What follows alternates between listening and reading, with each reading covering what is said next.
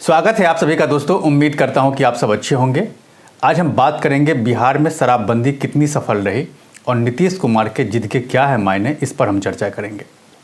देखिए, किसी भी राज्य में या किसी भी समाज में अगर नशे पे प्रतिबंध लगा हुआ हो या फिर शराब के पीने पे अगर प्रतिबंध लगा हुआ हो तो ये बहुत ही अच्छी बात है। ये स्वागत योग्य कदम है और इसका हमेशा स्वागत किया जाना चाहिए। लेकिन शराबबंदी के नाम पर अगर आप शराब पीने वाले को पकड़ के जेल में बंद कर दे रहे हैं और आपके राज्य में सरेआम शराब की अवैध तरीके से बिक्री हो रही है, तब ये सवाल बनता है कि आपके राज्य में शराबबंदी अगर है तो कितनी सफल है। क्योंकि आपने तो ये कहा कि आपके राज्य में शराबबंदी कानून लागू है, अगर कोई शराब पीता हुआ पकड़ा गया या फिर बेचता हुआ पकड़ा गया तो आप उसे जेल में भेज देंगे। तब ये सवाल उठता है कि जब शराबबंदी कानून लागू है तब आपके राज्य में शराब कहाँ से बिकता है। ये सवाल राज्य के सीएम से और बिहार सरकार से ये ज़रूर बनता है और इसका जवाब नीतीश कुमार को और बिहार सरकार को ज़रूर देना चाहिए। एक आंकड़ा मैं आपको बता रहा हूँ जो बिहार पुलिस ने अभी हाल ही में जारी किया था। ये आंकड़ा पूरे 5 साल का है।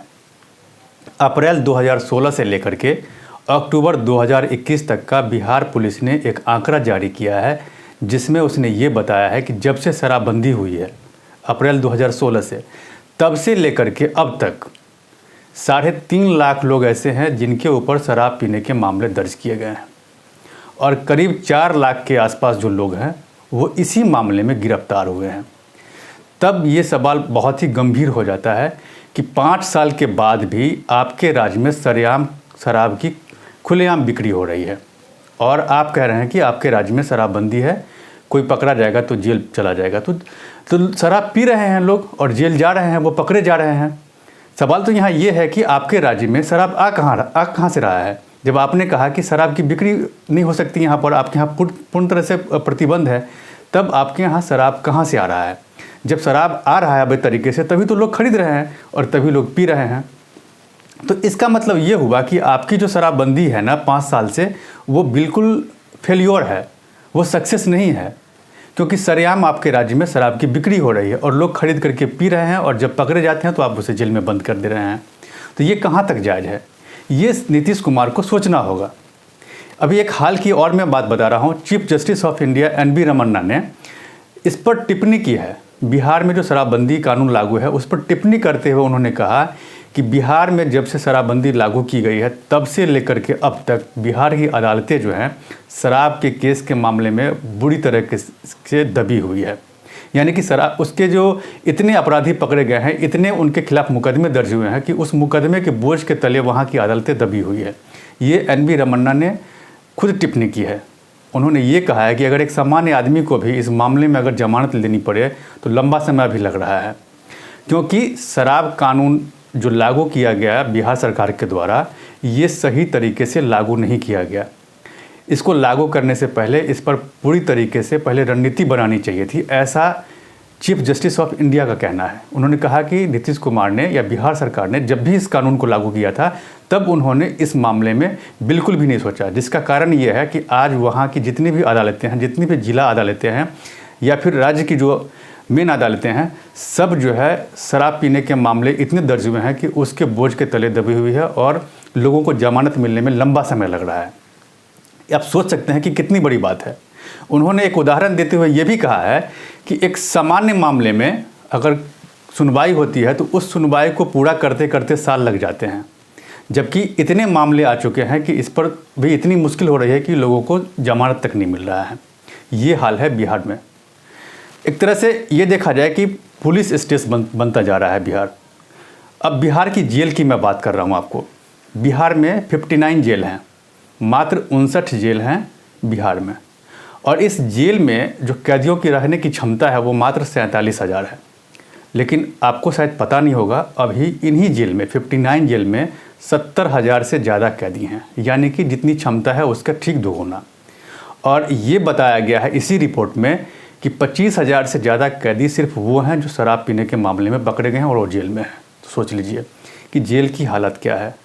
ये भी इसमें कहा गया है कि जो बिहार का जो सबसे बड़ा जेल है बेऊर जेल, वहाँ पर भी क्षमता से दोगुने लोग भरे हुए हैं और उसमें शराबबंदी के बाद जो लोग पकड़े गए हैं, शराब पीने के मामले में जो पकड़े गए हैं, उसकी संख्या सबसे ज़्यादा है।